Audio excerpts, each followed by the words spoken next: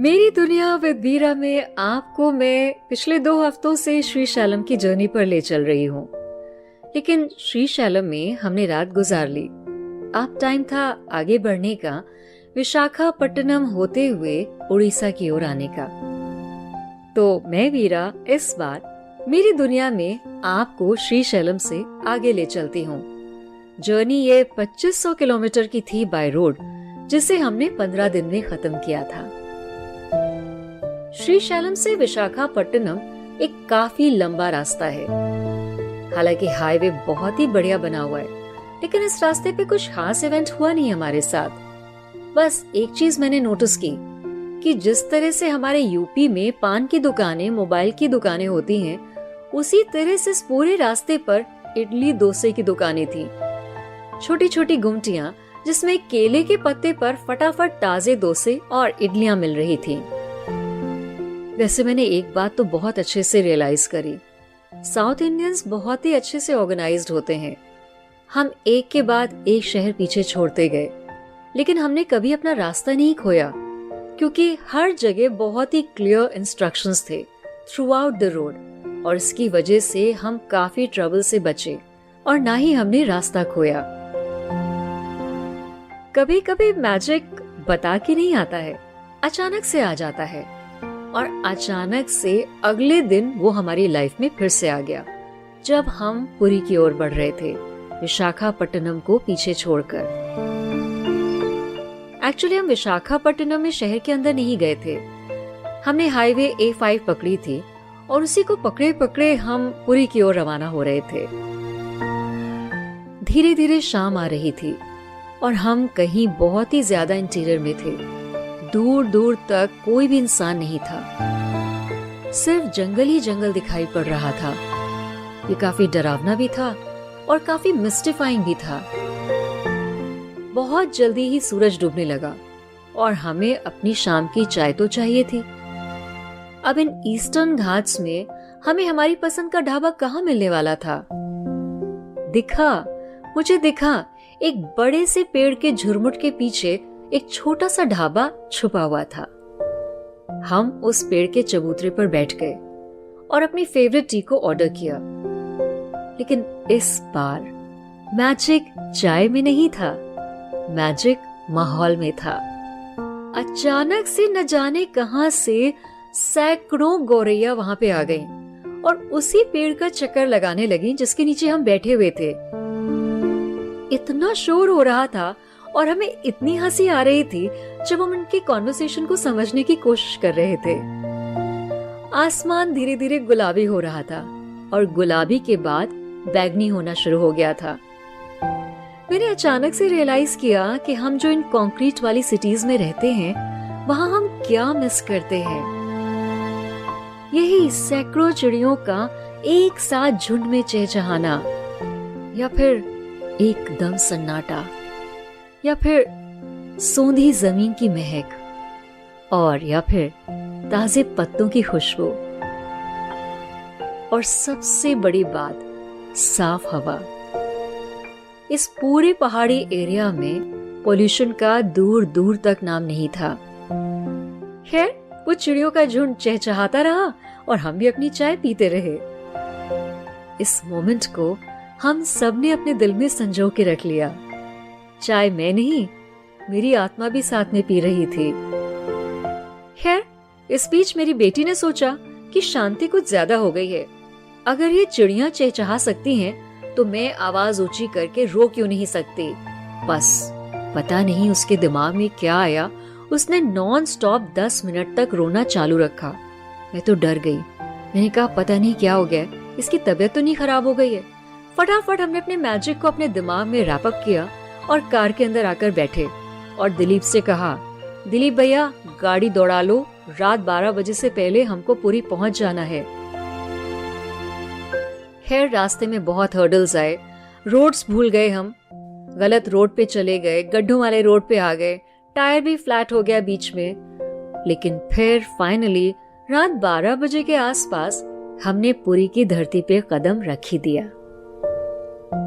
इस बार हम कार से पुरी गए थे, इसलिए ज्यादा दिन तो नहीं रुक सकते थे। तो हमने डिसाइड किया कि 2 दिन पुरी में रुक करके हम वापस वाराणसी होते हुए लखनऊ चलेंगे।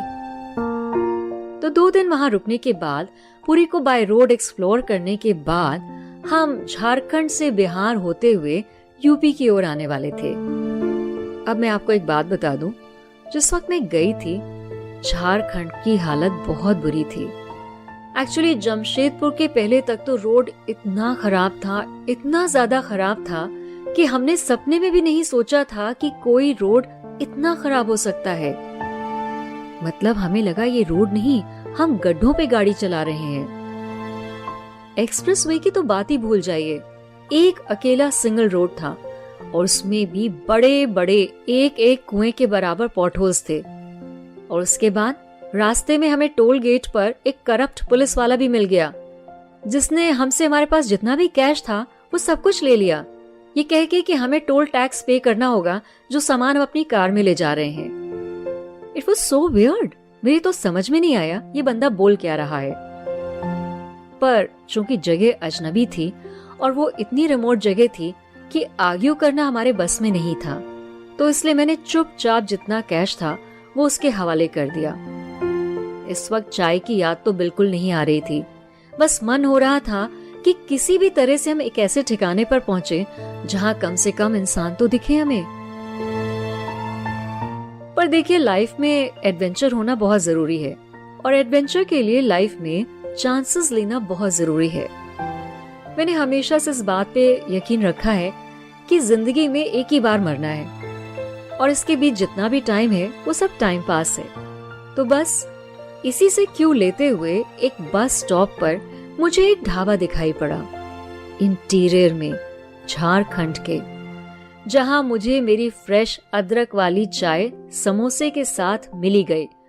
और उसको खाते पीते हुए मैं उस पुलिस वाले हादसे को टोटली भूल गई।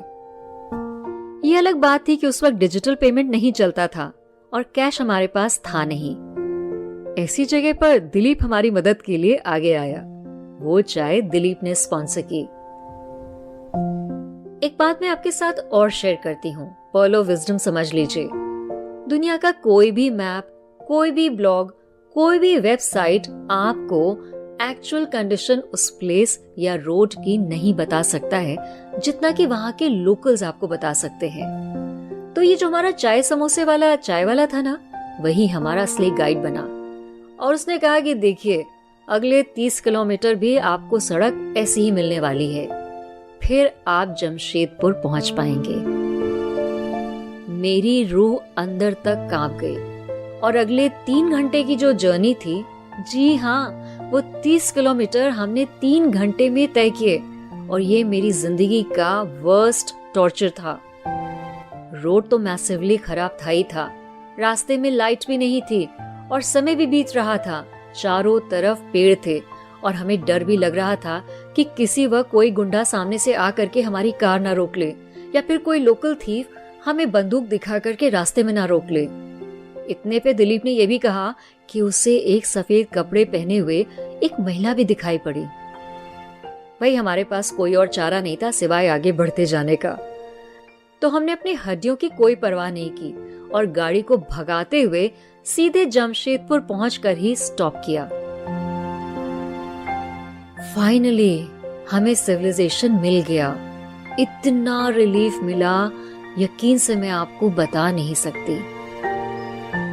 अगला दिन भी काफी बोझिल होने वाला था क्योंकि हमें NH2 तक पहुंचना था, रांची से गुजरते हुए। पर ये रोड उतना बुरा नहीं था जितना कि जमशेदपुर तक पहुंचने वाला था। पर इस रोड पे हमने रास्ते बहुत गलत लिए।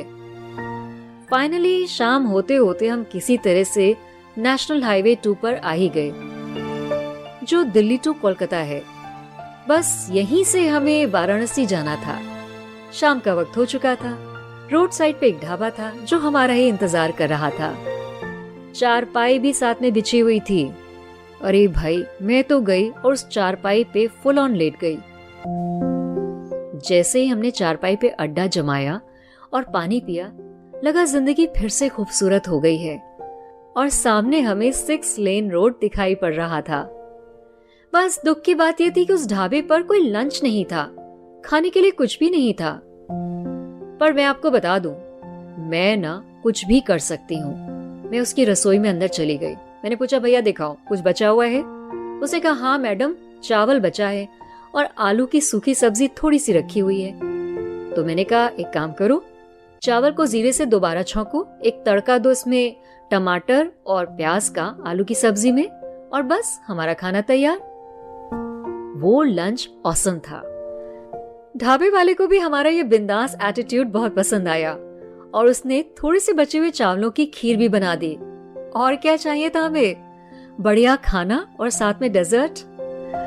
सच में मन हो रहा था समय रुक जाए और हम इसी चारपाई पे बैठे रहें, आज की रात यही गुजार दें। पर ऐसा हो नहीं सकता था। हमें उसी रात वाराणसी पहुंचना था। तो तकरीबन रात के 2 बजे हम heavy traffic jam toll gate पर फेस करते हुए अपने होटल पर पहुंच ही गए और यहाँ से यात्रा बहुत इजी हो गई। देखिए, वाराणसी से लखनऊ आते वक्त तो कोई एक्साइटमेंट था नहीं। इनफैक्ट हम काफी दुखी हो चुके थे क्योंकि हमारी जो ये एडवेंचरस फैबुलस जर्नी थी उसका अंत आने वाला था। बस घर वापस आके वही पुराना रूटीन, वही ऑफिस पॉलिटिक्स, ये सब कुछ मुझे बहुत ही डिप्रेस कर रहे थे। पर मैंने दिल में ऊपर वाले को बहुत बहुत शुक्रिया अदा किया कि वो 15 दिन जो मेरी जिंदगी में ये रोड जर्नी के गुजरे, ये मेरी अब तक की बेस्ट जर्नी थी। सबसे एडवेंचरस, सबसे फुलफिलिंग और सबसे बढ़िया, जहाँ पे हर दिन एक नई शुरुआत लेके आता था। हमें पता ही नहीं होता था कि आज के दिन हमारी लाइफ में क्या आने वाला है। जहाँ पे इतना टाइम हमें ट्रैवल करते हुए मिलता था कि हम जिंदगी पे, फिलॉसफी पे कुछ सोच सकें। जहाँ पे हम हर छोटी छोटी बात पे हंसते थे और जब भी कोई रॉन्ग टर्न लेते थे फुल ऑन हंसते थे, म्यूजिक सुनते थे और कितने सनसेट्स, कितने सनराइज हमने देखे थे इन दिनों। हर नया शहर एक नई डिस्कवरी था, हर नया होराइजन एक नया एहसास था और साथ में अनगिनत परफेक्ट कपास भी थे। जिंदगी बहुत खूबसूरत थी उन 15 दिनों में। तो ये था मेरी दुनिया विद वीरा में मेरा श्रीशैलम टू उड़ीसा का सफर, जो आपने मेरे साथ तय किया मेरे पॉडकास्ट मेरी दुनिया विद वीरा में। अगली बार मैं आपको भीमा शंकर ले चलने वाली हूँ, जो कि अगेन एक ज्योतिर्लिंग है और महाराष्ट्र में है। एक बहुत ही खूबसूरत जर्नी के लिए एक बार फिर से तैयार रहिएगा। तब तक अपना ख्याल रखिए।